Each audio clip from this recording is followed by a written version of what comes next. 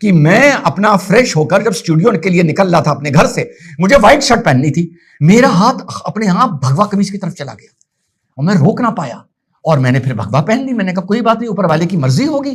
फिर आज फिर मेरा हाथ भगवा की तरफ जा रहा था। मैंने कहा ये बार बार नहीं चलेगा, नहीं पहनना मुझे भगवा, आज मेरी मर्जी है। तो फिर मैंने ये light blue shirt Chinese collar की निकाली, स्टूडियो पहुंचा। वहां बगल में लोगों ने ऊंचा थोड़ा मंदिर बना रखा है, मैं उसके नीचे से निकल रहा था, एकदम से एक आंधी का झोंका आया और एक म्यूजिक सा बजा और ये चुनरी आके मेरे ऊपर गिर गई। मेरे भाई सही बता रहा हूं, मैं मजाक नहीं कर रहा हूं। तो मैंने कहा भैया आज का पहला वीडियो तो इसी में बनना चाहिए, मां की यही मर्जी है। और भैया यही हाल इस टाइम बंगाल में देखने को मिल रहा है। अद्भुत नजारे, अद्भुत चमत्कार। और भाई साहब एक चमत्कार तो मंच पर ऐसा हुआ है कि मोदी जी ने पूरा कार्यक्रम चुरा लिया। यार मोदी जी भी ना बहुत बड़े मार्क्समैन हैं, शोमैन हैं। इन्होंने कार्यक्रम पर डकैती मार दी। अभी बताता हूं, आप लोगों को पता चल गया होगा। पहले तो मोदी जी पहुंचते हैं तो वहां पे पहले से एक सजी धजी गाड़ी खड़ी थी, शिवेंदु अधिकारी उनका इंतजार कर रहे थे। अमित शाह भी पहुंचे हैं, राजनाथ जी भी पहुंचे हैं, योगी जी भी पहुंचे हैं, बहुत लगभग सभी मुख्यमंत्री पहुंचे हैं। तो वहां पर बड़ी शानदार गाड़ी खड़ी हुई थी ओपन, उसमें मोदी जी सवार हुए और जो ये ब्रिगेड परेड ग्राउंड है उसके अंदर रोड शो करते हुए, अभिवादन करते हुए, हाथ हिलाते हुए मोदी जी मंच तक पहुंचते हैं। मंच पर पहुंचने के बाद जो मोदी जी ने पूरे कार्यक्रम पे डकैती मारी, शोमैन तो वो बहुत बड़े हैं, बहुत बड़े हैं। तो साहब वहां पर मंच पर नजर आए 98 ईयर ओल्ड माखन लाल सरकार। अब ये माखन लाल सरकार कौन थे? माखन लाल सरकार वो थे जिन्होंने 1951 में श्यामा प्रसाद मुखर्जी के साथ मिलकर इन्होंने गठन किया था भारतीय जनसंघ का, आरएसएस के साथ मिलकर। और कुछ दिन के लिए श्यामा प्रसाद मुखर्जी की बात बता दूं, ये नेहरू की गवर्नमेंट में भी रहे थे, लेकिन लियाकत पैक्ट को लेकर इनकी नाराजगी हो गई थी तो ये अलग आ गए थे। तो माखन लाल सरकार जी इनके साथ थे, इनके सहयोगी थे और सिलीगुड़ी को बिलोंग करते हैं। और ये माना जा सकता है आसान भाषा में कि ये वहां पर आप चाहे उसको बीजेपी कह लें या पुरानी जनसंघ कह लें, उसके सबसे वृद्ध, सबसे बुजुर्ग कार्यकर्ता है।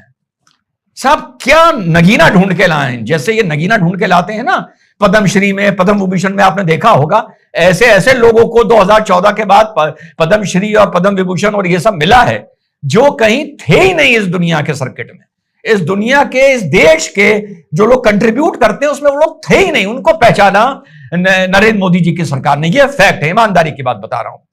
तो साहब माखन लाल सरकार मंच पर थे, मोदी जी उनको शाल पहनाकर उनको सम्मानित करते हैं। सम्मानित, बड़ी ऊर्जा सी इसके मारे ना, कोई दिव्य शक्ति का आज हुआ है मामला। अजीब सा म्यूजिक बजा था, हवा चली, वैसे ऑफिस के अंदर हवा तो चलती नहीं है, थोड़े पेड़ वेड़ हिले और ये एकदम से मेरे कंधे पे आके गिर गई। चलो कोई बात नहीं। तो साहब जो माखन लाल सरकार जी थे उनको गले लगाया, फिर मोदी जी ने उनके पांव छुए। और माखन लाल सरकार जी के बारे में जब मैं पढ़ रहा था, जाहिर बात है इनके बारे में मैं नहीं जानता था, 1953 में जब लाल चौक पर तिरंगा लहराने के लिए श्यामा प्रसाद मुखर्जी जी गए थे और वहां गिरफ्तार किए गए थे, तो माखन लाल सरकार उनके साथ गिरफ्तार हुए थे। अब आप ये देखिए माखन लाल सरकार का जो ये दिन है, या इस कुछ वर्षों में, देखो जहां आलोचना करती होती है वहां ठोक के करता हूं, पर आप माखन लाल सरकार के नजरिए से सोचिए, कहां वो 1953 में जिस राज्य में तिरंगा फहराने के आरोप में गिरफ्तार किए गए थे, वहां इस टाइम लाल चौक 24 घंटे साल के 365 दिन तिरंगा बना रहता है। यस, अभी कुछ कमियां हैं ट्रांसफॉर्मेशन में, मानता हूं, लेकिन बना रहता है। और दूसरा, जिस जगह से उन्होंने जनसंघ की राजनीति शुरू करी, राजनीति क्या कहेंगे, काम शुरू किया जनसंघ को, उसी राज्य में जनसंघ या बीजेपी कभी भी सत्ता में नहीं आ पाई। तो this person of 98 years of age, मेरे हिसाब से इन शख्स ने ऐसी अपनी 90 साल की उम्र के बाद अपनी सबसे ज्यादा, कम से कम इमोशनल कामयाबी देखी। माखन लाल सरकार की बात कर रहा हूं, इन्होंने सोचिए 90 की एज के बाद इन्होंने अपनी सबसे ज्यादा एक इमोशनल इन्होंने अपनी जीत देखी। एक तरफ लाल चौक पर तिरंगा लहराया जा रहा है और एक तरफ वो ब्रिगेड परेड ग्राउंड में इनको सम्मानित किया जा रहा है। किस लिए? कि इन्होंने श्यामा प्रसाद मुखर्जी जी के साथ ये काम शुरू किया था। और उसके साथ साथ साथियों ओथ भी हुई, जन सैलाब उमड़ पड़ा है वहां पर, शिवेंदु जी की भी ओथ हुई। और मैं इतना बता दूं, ये जीत कल जब मैं पढ़ रहा था, कुछ चीजें देख रहा था, जैसे अमेरिका से भी बधाई आई है, ये जीत सिर्फ भारत तक सीमित नहीं है। तो इतना बता दूं साथियों, ये जीत भारत के अलावा अंतरराष्ट्रीय भारत को मजबूत कर रही है। जियो पॉलिटिक्स के नजरिए से भी ये जीत बड़ी महत्वपूर्ण है।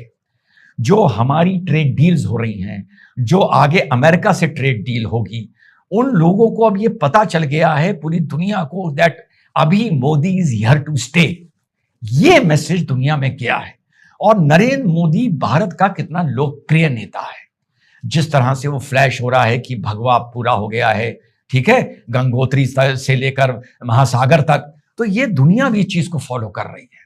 और नरेंद्र मोदी जी के जो निगोशिएशंस हैं, जो नरेंद्र मोदी जी के अंतरराष्ट्रीय वर्चस्व है, उसमें एक उछाल आया है कि this government is a stable government, it is here to stay. और इतने बड़े बैशियन को, इतने बड़े किले को ध्वस्त किया है भाजपा ने नरेंद्र मोदी जी की लीडरशिप में, ऑफ कोर्स। तो यानी कि the person still has fire power and still has the mandate and still has the appeal, जैसा कि ट्रंप ने बधाई देते हुए साथियों बोला है। तो बहुत बहुत शुभकामनाएं सबको, जिन्होंने चाहा, जिन्होंने मांगा। मैं भी उसमें शामिल हूं। ऑनेस्टली वेस्ट बंगाल की इस लड़ाई में शायद मैं उससे ज्यादा वर्बली शामिल हूं, मैं तो प्रैक्टिकली भी शामिल हूं। और मजेदार बात यह देखिए कि आपका भाई जब जय श्री राम बोलने के लिए कोलकाता गया था, उस टाइम में शिवेंदु अधिकारी टीएमसी में होंगे। What A irony and what a coincidence. ठीक, तो साहब वाकई मैंने दिल से, जब वहां के मैं किस्से पढ़ता था, सुनता था, यूपी से ज्यादा मेंटली मैं वेस्ट बंगाल में इंटरेस्टेड था और वेस्ट बंगाल की पॉलिटिक्स को फॉलो करता था। I am also happy today, और मैं चाहता हूं कि जिन जिन के साथ अन्याय हुआ है उन सबको वहां न्याय मिलना चाहिए। मारने वाले, परेशान करने वाले सलाखों के पीछे होने चाहिए। जिनकी यहां मृत्यु हुई है उनको राज्य सरकार को तत्काल नौकरियां देनी चाहिए। मैं इस चीज पर साथियों जरूर नजर रखूंगा, क्योंकि वेस्ट बंगाल में जितनी मजबूती से बीजेपी काम करेगी पुरानी रिवायतों को तोड़ने का, उतना उत्तर प्रदेश में वोट बैंक बढ़ेगा, कंसोलिडेट होगा, जो कंसोलिडेशन इस टाइम बंगाल में देखने को मिला है। और ये ऑर्गेनिक जो रिफॉर्म आया है, जो नेचुरल रिफॉर्म आया है, वो रुकना नहीं चाहिए। जय हिंद।